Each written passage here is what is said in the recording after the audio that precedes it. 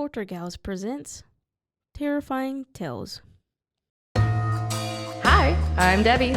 And I'm Alison. And we're the Poltergals.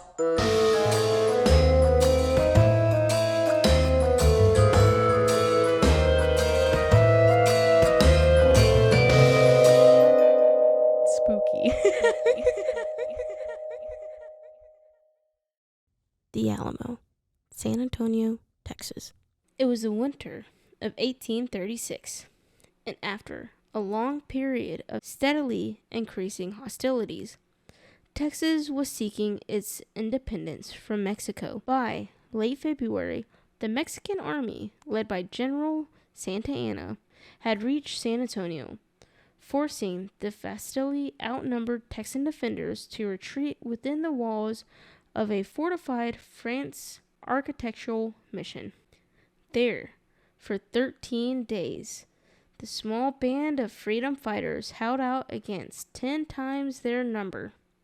Finally, in the early morning hours of March 6, size and strength won out over courage.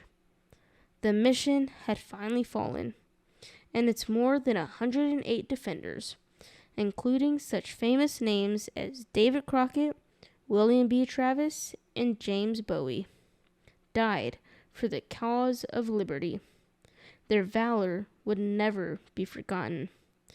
Forever after, etched into the minds of Texans as a symbol of bravery and sacrifice, was the name of that mission, the Alamo. The Alamo is one of the most famous historic sites in Texas, if not all of the United States.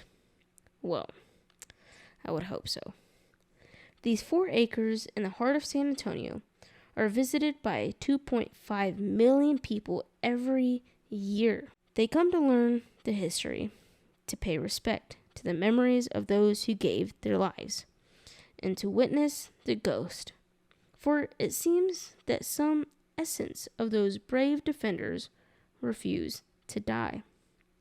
The first supernatural tales regarding the Alamo came within weeks of the siege and were told by soldiers and then retreating Mexican army.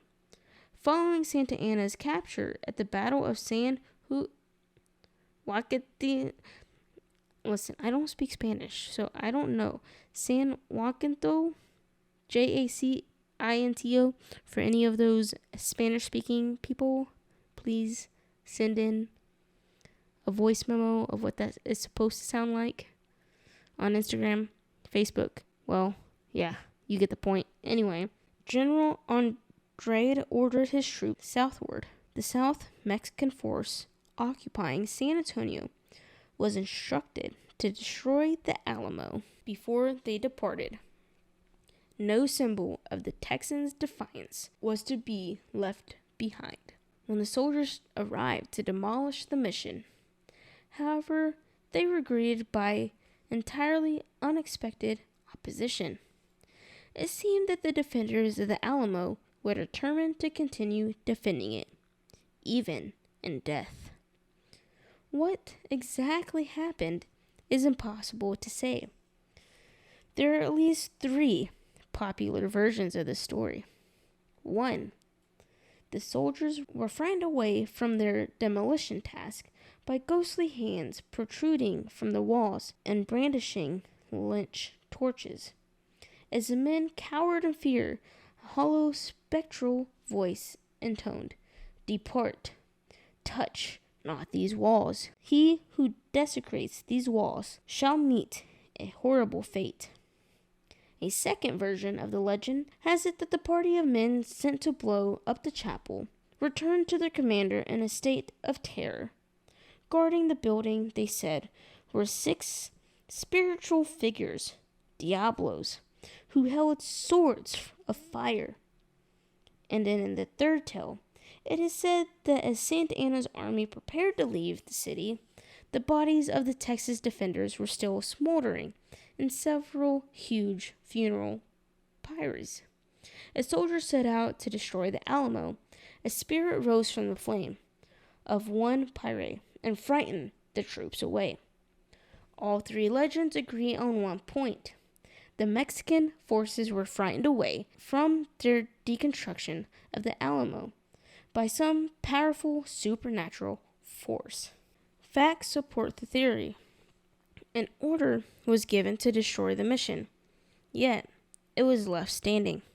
Today, there is a defender's monument in front of the Alamo, which is a proud spirit rising from a pile of crumbled bodies.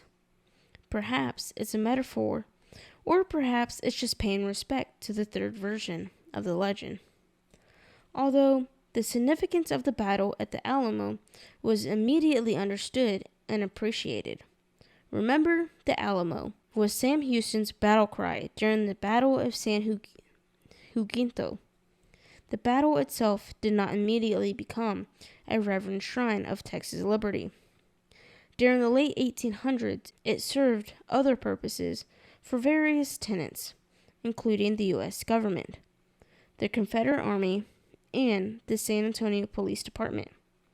During that time, the Alamo also became a location of great interest to those who were curious about the ghost stories. For according to many witnesses, the old mission was haunted.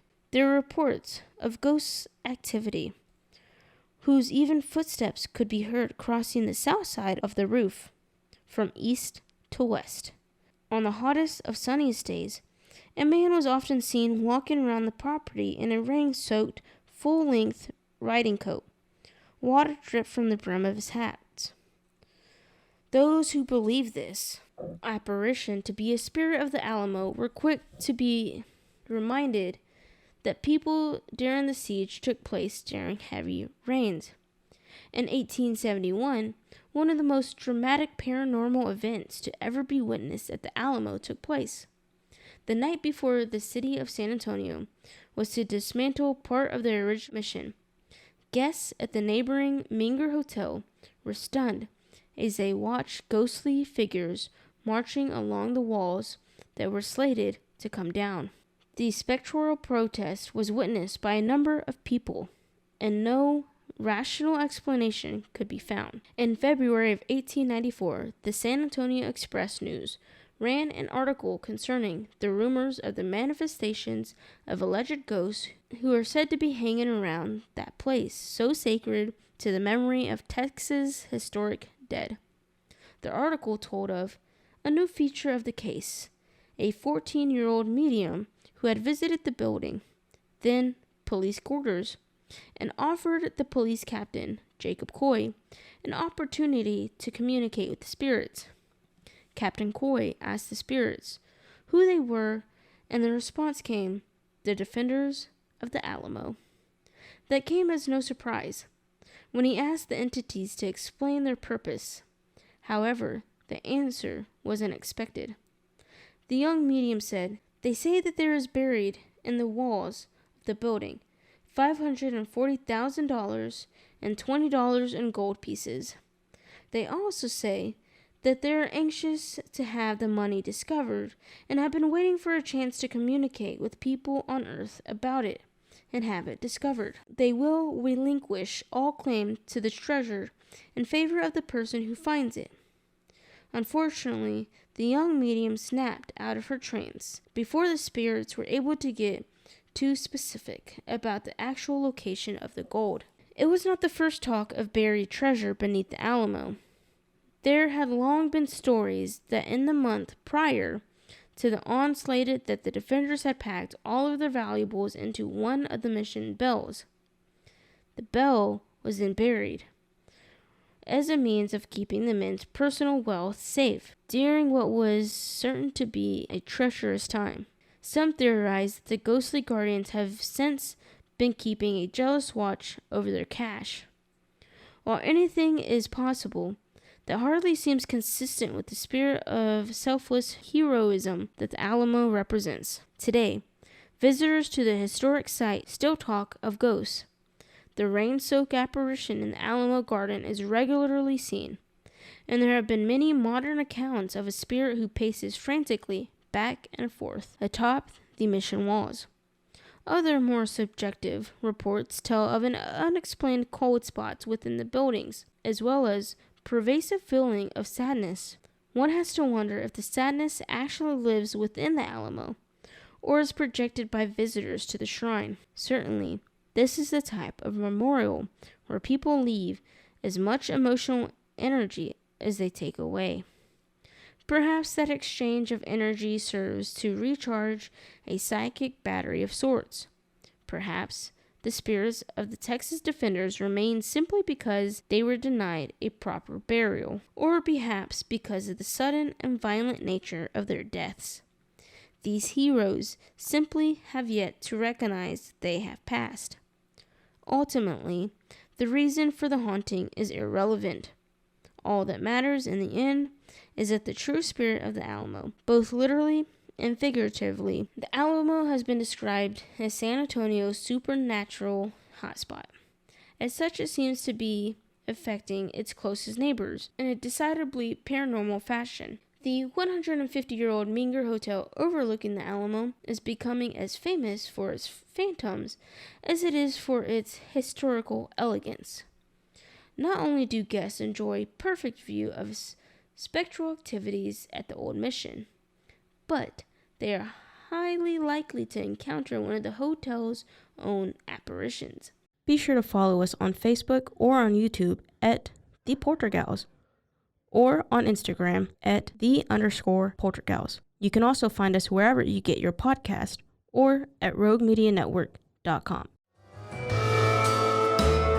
You've been listening to The Poltergals, a Rogue Media Network podcast.